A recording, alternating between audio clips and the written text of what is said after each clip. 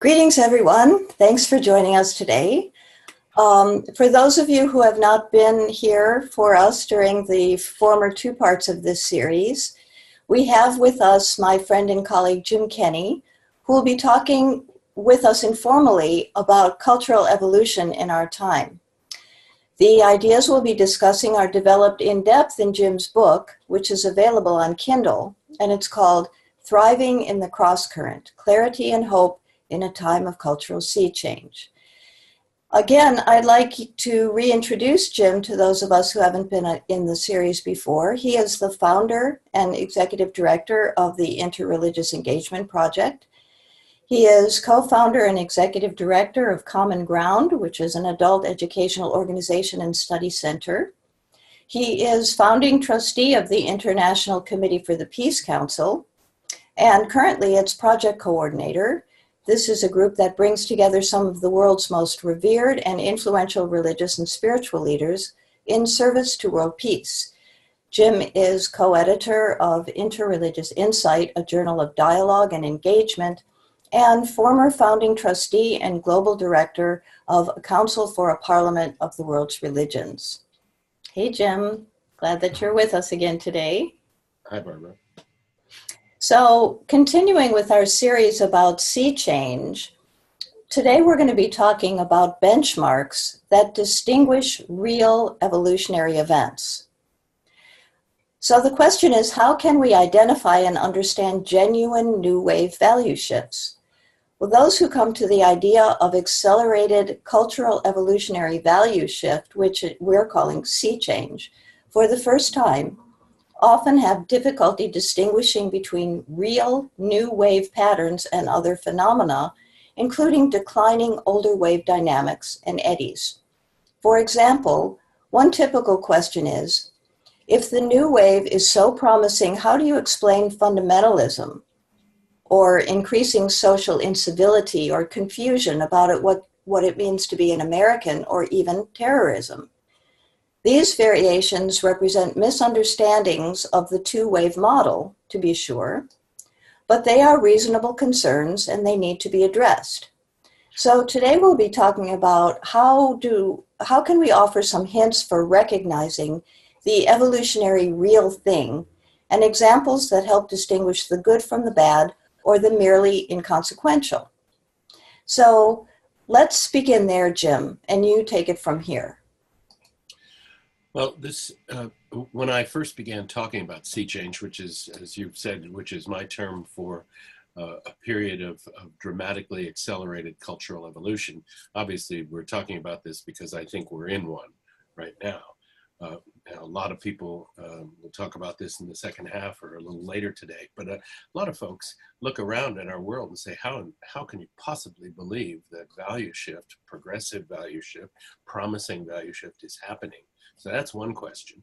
But another question that's closely related to that and equally important is, how do I recognize a real value shift, something that really matters? How do I distinguish that from cultural ebbs and flows and cultural changes that may in the long run prove to be not so significant? So to put this more simply, I'm simply going to say that I've developed a couple of benchmarks, actually, 3 benchmarks that help you identify a genuine progressive value shift, a genuine moment in sea change, something that gives us reason for hope, something that promises a better present and a better future. And you'll notice that all 3 of these benchmarks, they're all closely related. There are 3 ways of looking at the same thing. Let me introduce this by saying that one of my favorite authors is Robert Wright. And Robert Wright wrote a wonderful book called The Moral Animal. He wrote a book called The Evolution of God. Of course, he meant by that the evolution of human ideas about God. But the book that's most relevant is called Nonzero. And it's nothing less than an analytic history of human culture. And in it, he argues that there are 2, he argues quite correctly, based on game theory, that there are 2 kinds of games that human beings play. There are zero-sum games, and zero-sum games are games where there's a clear winner and a clear loser. Football is one, chess is one, even war is a zero-sum game. But there are also non-zero-sum games, and those are games where there's no clear winner and no clear loser. We play together, and we all either win together or we lose together. So the example I've used for years is of a barn racing. We come together, we work all day, we build a barn, and we either win, in which case there's a barn dance that night, or we lose, in which case the whole thing collapses, we hope, long before the barn dance. So a zero-sum situation is a situation where people cooperate, they work together, and they recognize that what one does depends on what the others do. So Wright puts it this way. He says, we have moved steadily in the direction of increasing interdependence throughout the whole period of human cultural evolution, through prehistory and history, and it's going on today. Well, I couldn't agree more. So I think that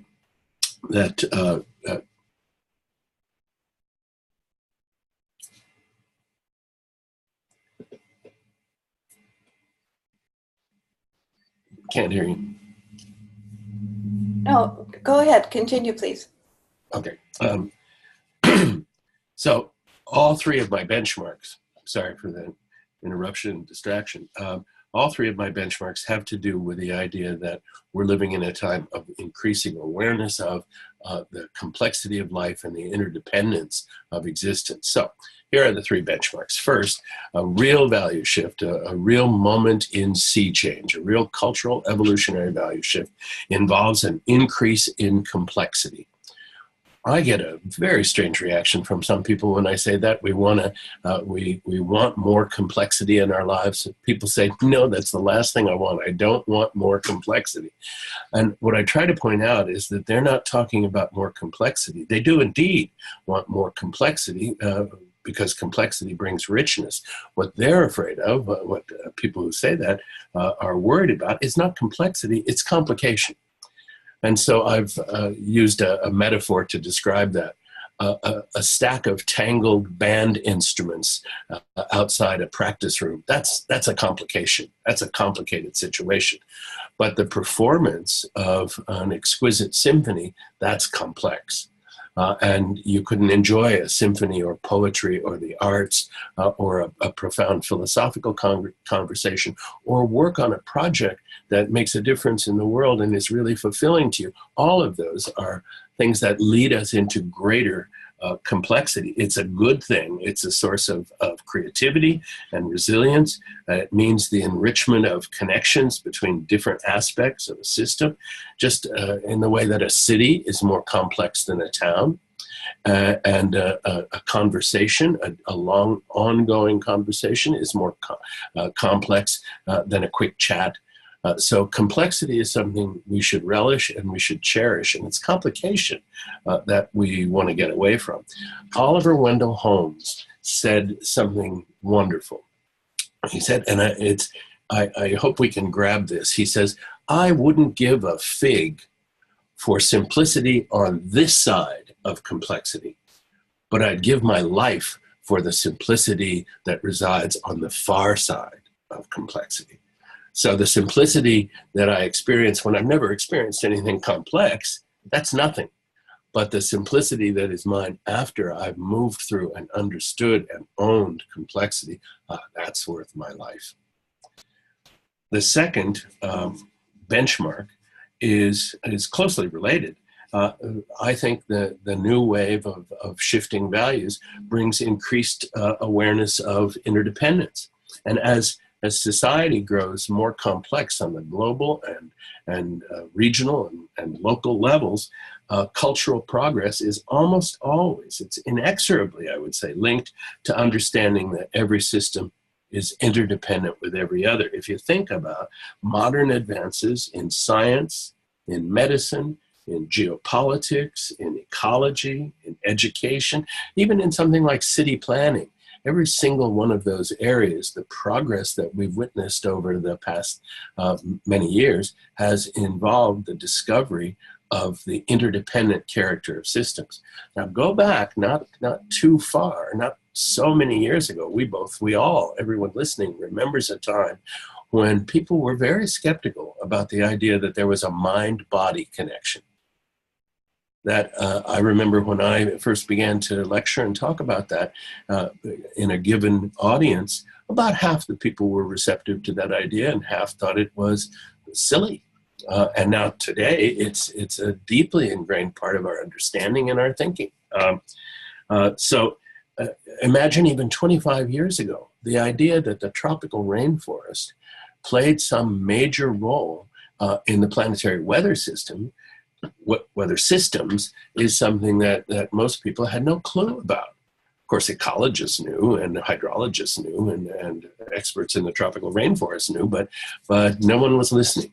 Today, we know better. So what we've gone through, I think that future historians are going to look back on the late 20th century and the early 21st century as the time when people rediscovered the ancient wisdom, because it was well known to the ancients, the ancient wisdom of interdependence. If there's, for example, a simple animating principle in Buddhist philosophy, just for example, I think it is the idea of interdependence, that every thought, word, and deed depends on and is depended on by every other. So I think we're rediscovering that. It's very exciting. Obviously, just keep in mind, there are some people that don't want to go along for that ride because for them it quickly degenerates into complication instead of richness. And finally, how do you live in a world that is whose complexity you're discovering every day, whose interdependence you're more and more aware of?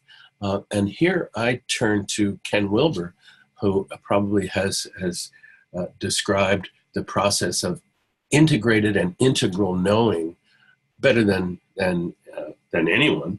And he says that there are 4 important domains of human understanding.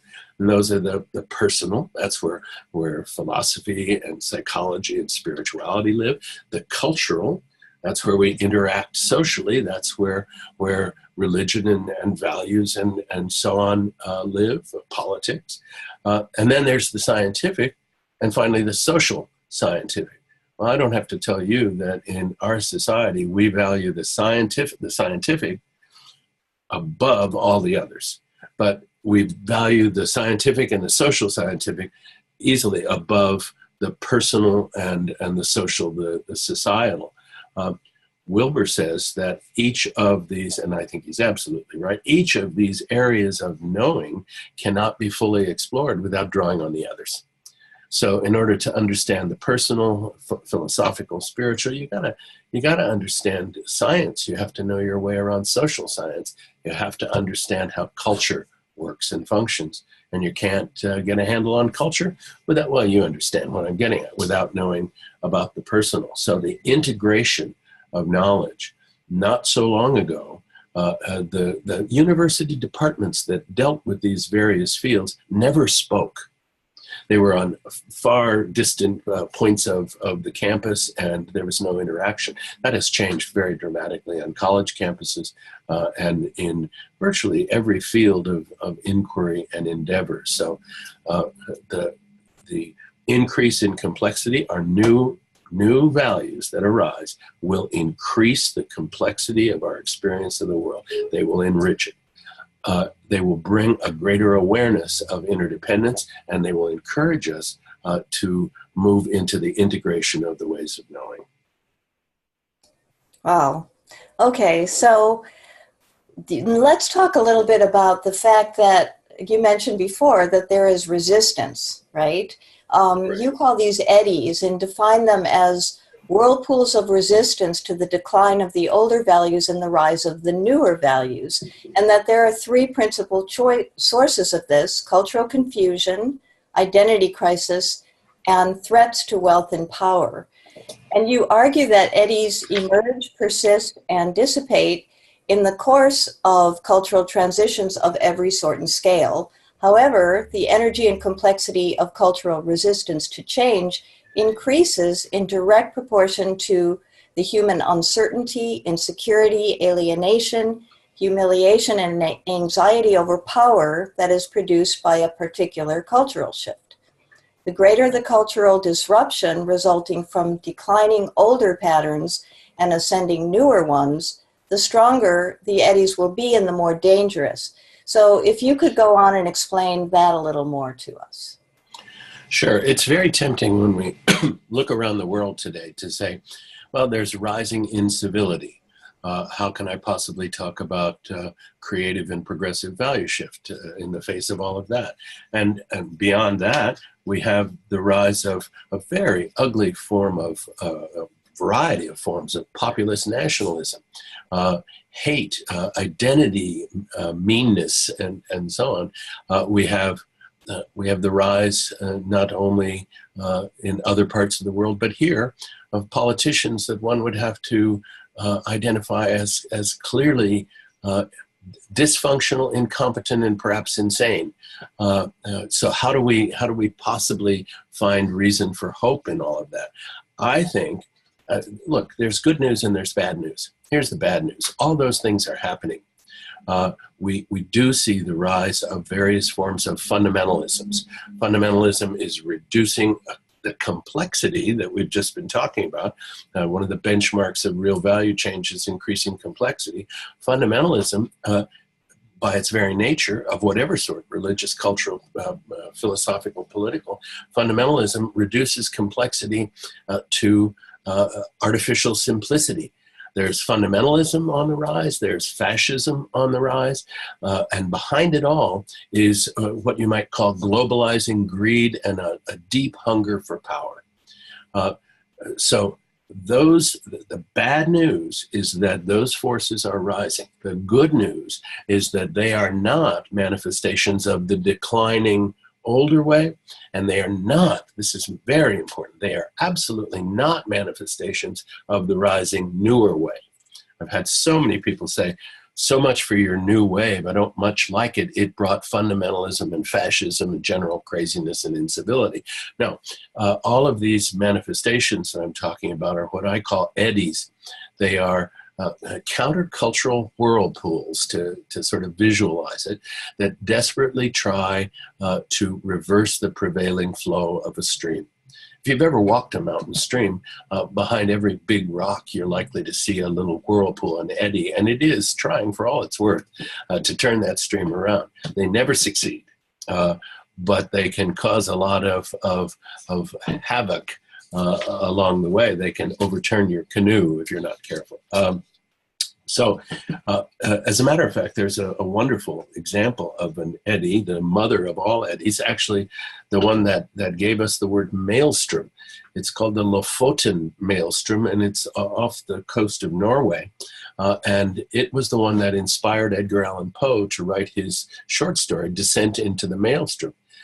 And I dug into it, did a little research, and found out that the most amazing thing, an anomaly in the sea bottom at just offshore this town of Lofoten in Norway makes it possible that every now and then, as the incoming tide rushes in, it arrives before the outgoing tide has left.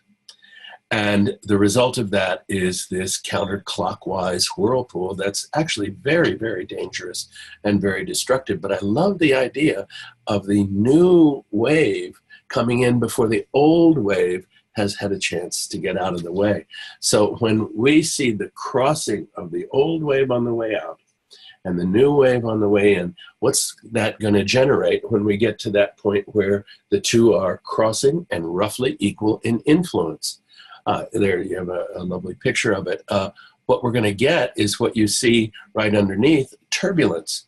And the turbulence is going to be driven by evolutionary surges as new ideas explode on the scene and new values come into influence and power, but at the same time, counter-evolutionary, that looks like counter-revolutionary, it's counter-evolutionary eddies, these whirlpools of resistance. So eddies are of at least three types. And the first is cultural confusion. What's happening to my world? I don't understand it anymore. I look around and I see the incivility. I think I see relativism on all sides. I have a sense that I'm living in an age of moral decay. And add to that the confusion that comes from people talking about fake news and casting doubt on time-honored institutions like science and so on. And I think there are lots of people that just sort of throw up their hands and surrender. I call these the unexamined lifers. Because Plato said the unexamined life wasn't worth living.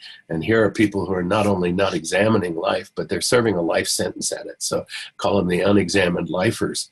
And they are the sort of, that's a lot of us, the couch potatoes of a period of value shift. It's going by, I don't like it, and so I'm going to reject it, I'm going to deny it, I'm going to say it can't be true, and everything that comes with it, I deny. A more pronounced case and a much more dangerous case of that denial is the person who finds himself or herself in the throes of identity crisis. Not only am I confused about what's going on, but I feel that it has taken something away from me. I no longer feel the respect that I think I'm due.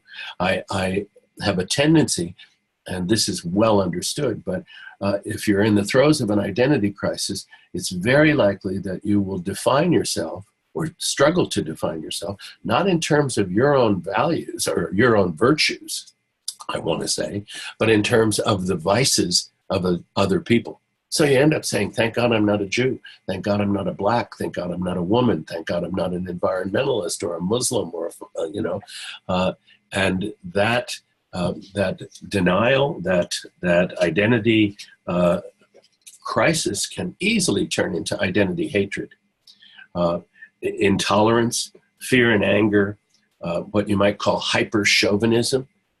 My group, my identity group, my nation, whatever it happens to be, is always and everywhere right. I get religious about flags and anthems and that sort of thing.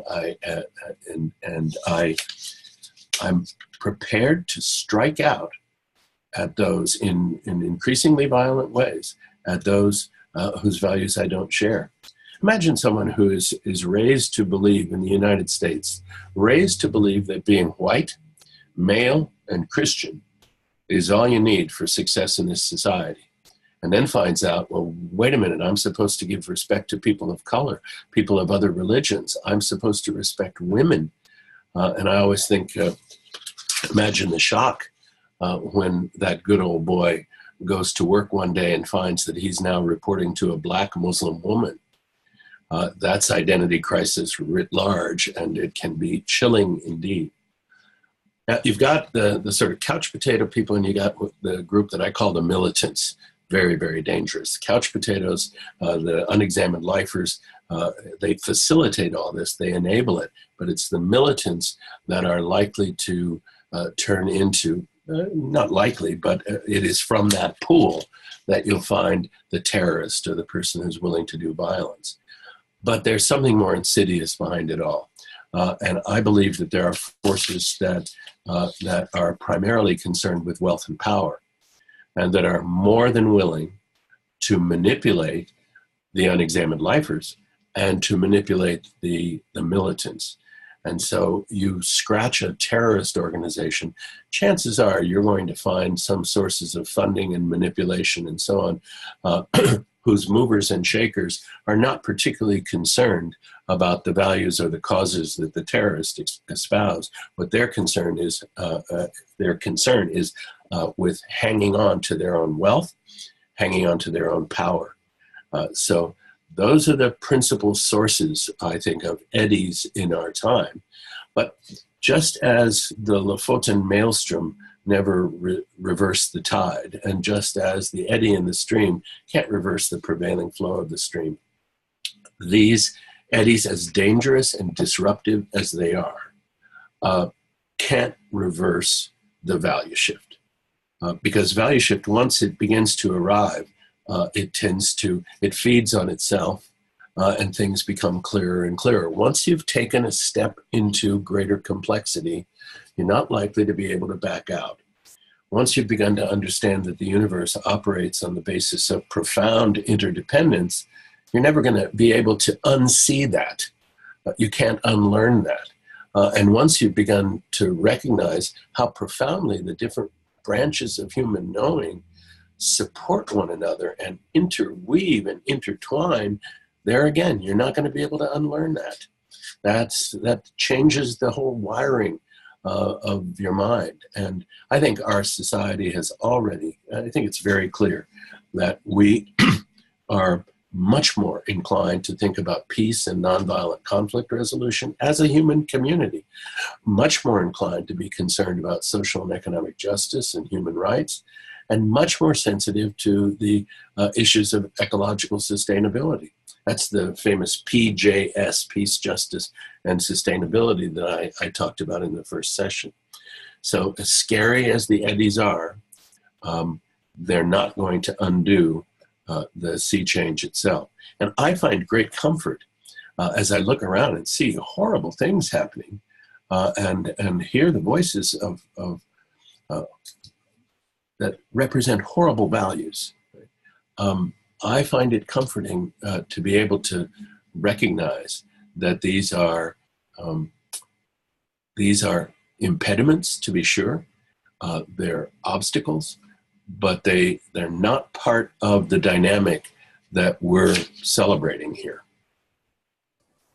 They're resistance to it. I am fascinated by all of this, and I want to point out that your point is so well taken, that what you've been describing and analyzing for us over the course of these last several series is that this isn't a rationalization that would give us blind comfort in a time of challenge.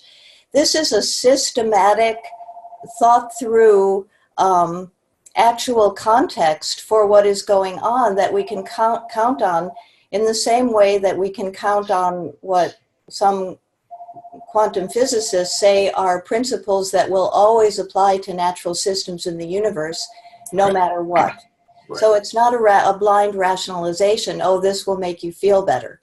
So I'm very heartened by this conversation and realizing that what this leads us into next time is that we'll talk about the fact that signs of these changes are everywhere and they're very clear. They include the changing realities of our time, including you'll touch a little bit on the conversation across generations.